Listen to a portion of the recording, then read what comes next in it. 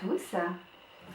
Alors je me présente, je suis Muriel Quesnel, je suis coach en développement personnel, je suis médium et psycho-énergéticienne. Alors je démarre les vidéos parce que j'ai aussi envie de vous faire partager ce que je fais partager le mercredi soir lors des soirées. Alors on va prendre au hasard un thème qu'on a abordé dernièrement, qui était les lois de la vie. Alors, les lois de la vie.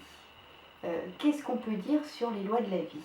Alors, on peut dire que les lois sont des lois cosmiques, qu'elles proviennent d'un ordre supérieur. Elles sont en quelque sorte imprimées dans notre âme.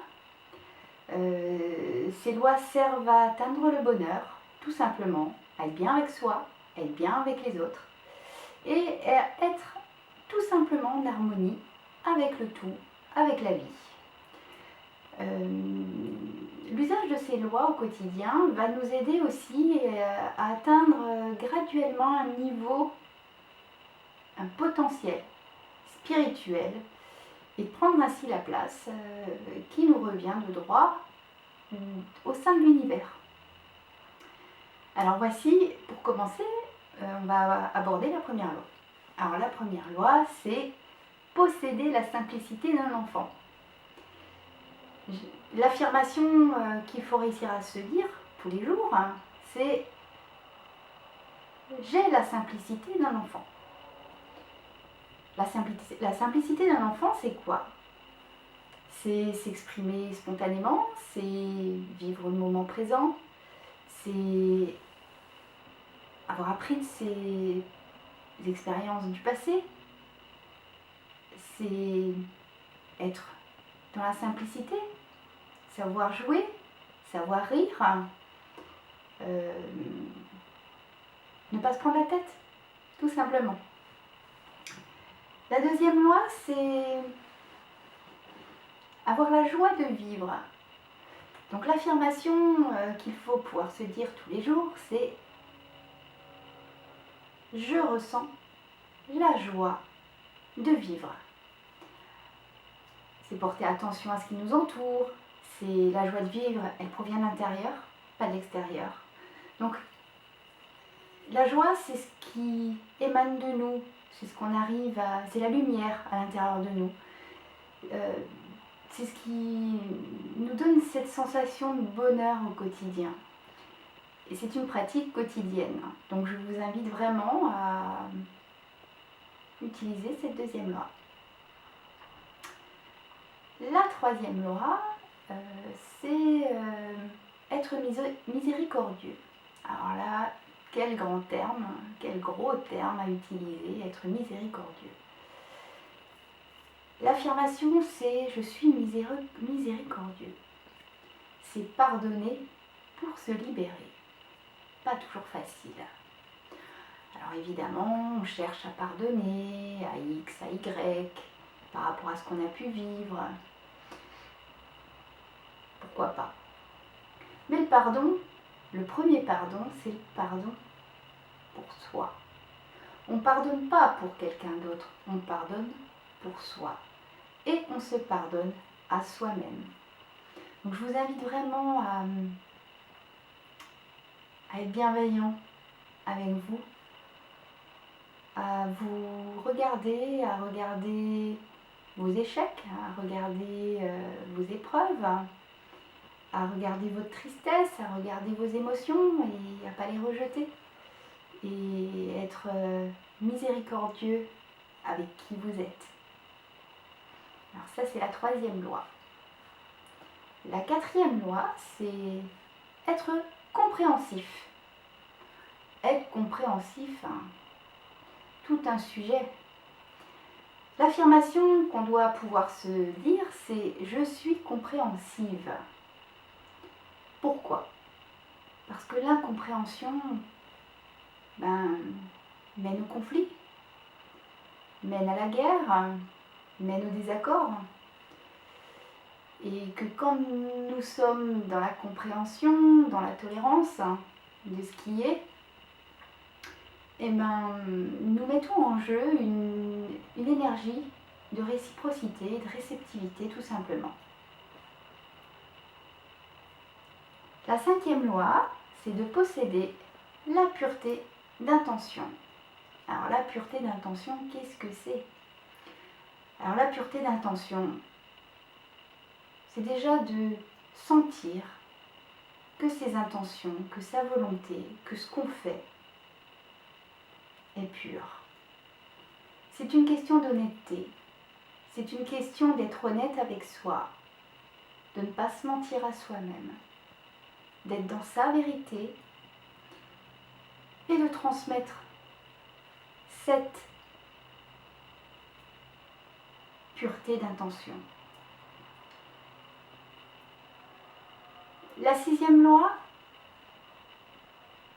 c'est être positif à 100%. Alors, ok, c'est pas toujours évident d'être positif à 100%. Alors, être positif à 100%, il faut être dans une acceptation de soi à la base. Il faut être dans une acceptation des autres. Il faut savoir reconnaître ses pensées négatives et oser les regarder. Il faut reconnaître ses états d'âme, il faut reconnaître ses sentiments négatifs. Pourquoi? Parce qu'en reconnaissant toutes nos ombres, ça va nous permettre de transformer cela, donc de devenir positif au travers du négatif. Être positif à 100%, c'est aussi privilégier les gens positifs autour de soi. Et si nous n'avons pas suffisamment de force, d'énergie à transmettre, à partager, mais c'est s'éloigner des personnes négatives ou des personnes qui nous tirent vers le bas. La 7e loi, c'est être généreux de sa personne et de ses biens. Oh là là, alors là vous me dites, être généreux de sa personne et de ses biens, ça fait peut-être un peu beaucoup. Alors, l'affirmation, c'est je suis généreuse. Mais c'est être généreux au-delà de l'argent. C'est une générosité intellectuelle, c'est une générosité émotionnelle, c'est une générosité qui vient du cœur, tout simplement. On ne peut pas aider tout le monde. On ne peut pas aider tout le monde et on ne peut pas aider tout le temps. Donc la générosité, c'est aussi être en accord avec soi par rapport à notre état, à nous. Donc c'est aussi se respecter par rapport à sa générosité. La 8e loi, c'est être totalement libre de jugement. Je suis totalement libre de jugement. Alors le jugement, c'est quelque chose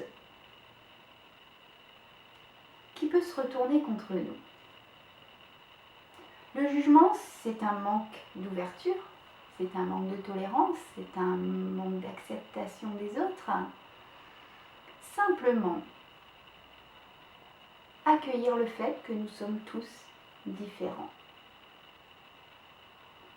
Je peux avoir mon point de vue, vous pouvez avoir votre point de vue, je suis ce que je suis, vous êtes qui vous êtes. On peut aimer certaines choses et pas d'autres. Cela ne veut pas dire qu'on est moins bien l'un que l'autre. C'est simplement une question qu'on fait partie du tout et que le non-jugement va nous permettre simplement d'être mieux sociable, d'avoir un environnement beaucoup plus sain, beaucoup plus joyeux, beaucoup plus épanouissant. Alors on continue avec la 9e loi, c'est comprendre et observer les lois naturelles. Alors je comprends et j'observe les lois naturelles et je les respecte. J'apprends de mes ancêtres, je m'intéresse aux civilisations anciennes, je m'ouvre à une nouvelle approche de la vie, à de nouvelles voies, je m'intéresse, je respecte la nature, je respecte ce que l'univers nous apporte et je m'en imprègne et je goûte à l'intérieur de moi, je ressens, je vibre avec les énergies de la nature. La 11e loi, c'est distinguer les niveaux d'évolution des individus. Alors, je distingue le niveau d'évolution des individus comment? C'est de prendre déjà conscience de qui je suis, de ce que je veux, de mes épreuves, de mon passé, de mes fragilités, de mes forces, de mes capacités. J'apprends vraiment à me connaître. Plus je me connaîtrai, et plus je pourrai connaître les autres. Plus je pourrai les accompagner, les comprendre, les entendre, les écouter, et s'il le faut, suivant les demandes, les conseiller. Mais tout cela ne peut pas se faire sans le respect.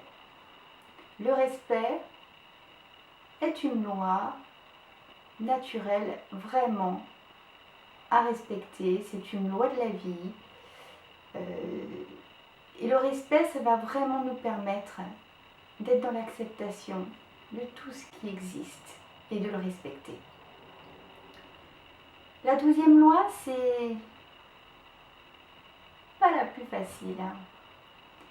C'est de comprendre le sexe opposé. Je comprends le sexe opposé au mien. Je m'interroge et je m'interpelle sur le comment fonctionne l'autre. Le yin et le yang, l'équilibre, le langage, la manière qu'on a de communiquer. Se comprendre soi, c'est comprendre déjà à la base son sexe. Apprendre à comprendre l'autre, c'est apprendre à comprendre le sexe opposé. Alors comment? Grâce à l'écoute. C'est prendre le temps d'écouter vraiment, sans faire de commentaires. Du respect et de la compréhension. Alors vraiment, je vous conseille, pour votre bien-être, pour votre bonheur, pour votre joie de vivre, pour vivre plus simplement, plus sainement, plus dans votre authenticité, c'est d'utiliser au maximum ces 12 lois de la vie.